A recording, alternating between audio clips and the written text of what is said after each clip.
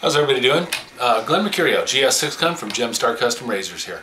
Listen, we're going to do a real quick little demonstration this morning with honing. And it's not actually how to hone, it is tape versus no tape. What we're going to do is prove how little it actually takes to reset a bevel, a tape bevel.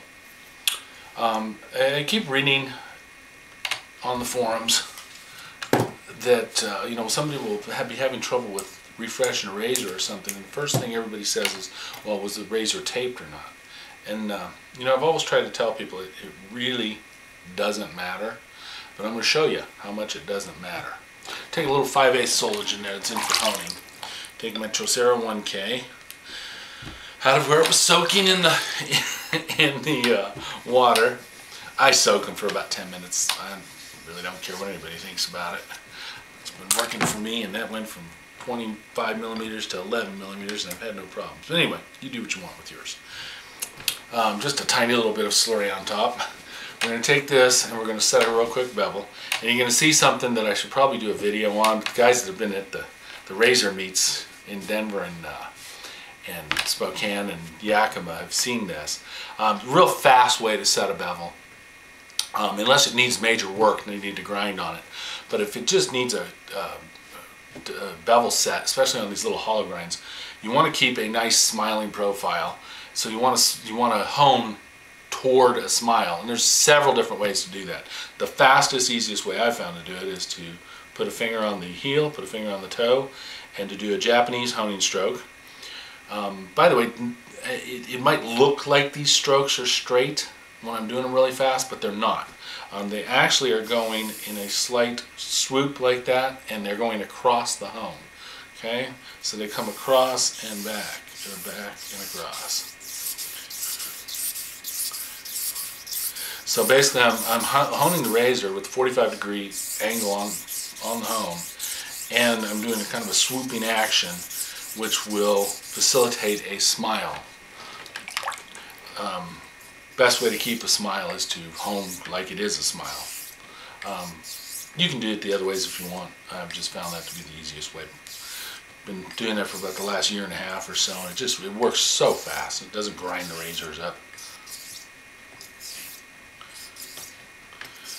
I'm not really counting.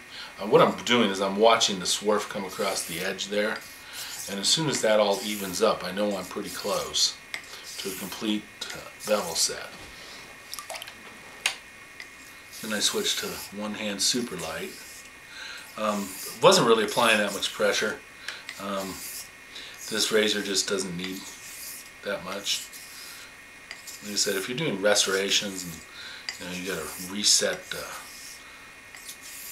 entire edge and stuff, you might have to grind on it. But other than that, you shouldn't have to grind your razor.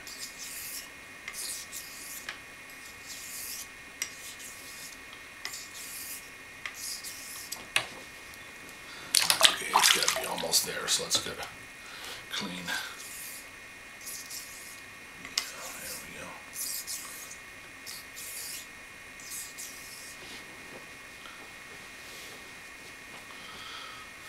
go. Okay, one layer of 3M 700 tape should add about, on a 5/8 razor, about a ½ degree. You can hear it already popping the hairs. I just check it to make sure it's cutting hair all up and down the edge. And then I'll check it under a loop to make sure that the bevel is even. In other words, the scratch pattern is all the way even, and that there's no chips, dings, misses, anything like that. In other words, I want to make sure the scratch pattern is established on the 1K from the heel all the way up to the toe. I ordered these little magnifiers from Amazon. They're about $2 or $3 a piece. By the way, I don't know about where you guys live, but where I live, the batteries cost more than the magnifiers do, so I order them in bulk. When the battery goes dead, I just put it aside and pull out another one. Okay, we have a nice evenly established bevel. It's popping hairs. We're good to go. Okay, now we're going to change things up. We're going to kill the bevel, and we're going to reestablish the bevel in a minimal amount of time with no tape. Okay, so we're going to imagine that bring the 5K in. We're going to imagine that you've been shaving this and that you've dulled the edge, which is what I'm doing, is dulling the edge here on the corner of the trocera. Make sure we have no edge left anymore, so no grabbing. Double check. Still a little bit of an edge down there at the bottom. Okay.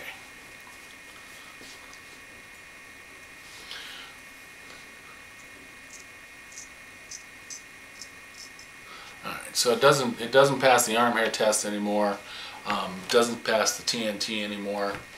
The edge is essentially dead. So now we have a razor that needs a quick refresh. So what do we do? You know, it's theoretically, if you listen, you need to do all this work to make sure that the taped edge is no longer there. It takes hours. You know, yeah, there's all kinds of theory out there. We're going to put it into practice, okay? So what I'm going to do is I'm going to take the 1K and I'm going to, actually, you know, let's not even do that. Let's not even use a 1K. Let's imagine that it's a person that does not own a 1K. Just going to refresh that edge, and you know that edge was set with a layer of tape. Trocera 5K. I'm going to just put a tiny bit of slurry on it. I use about 5 figure-8s when I do slurry. I also make sure the edges are knocked back.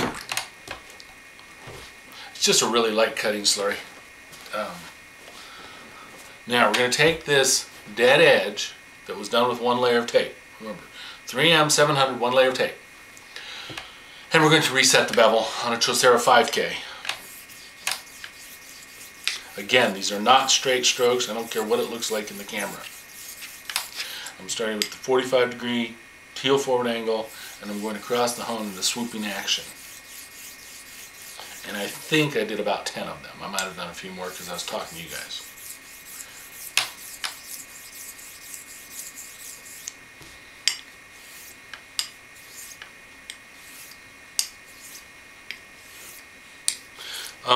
Very little pressure, by the way.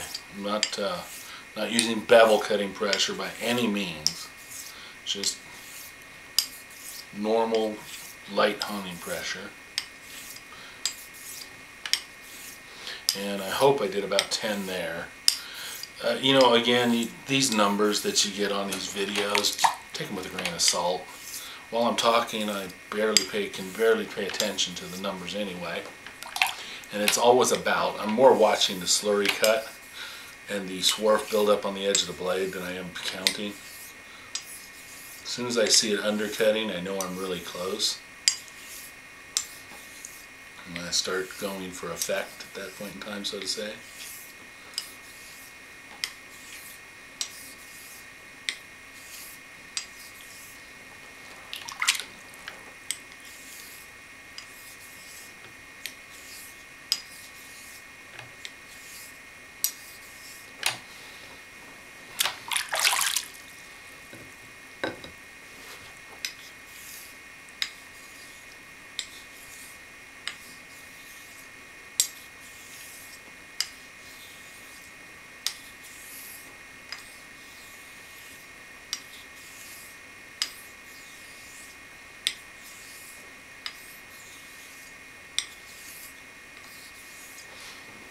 Okay, thinning is about there. Let's test.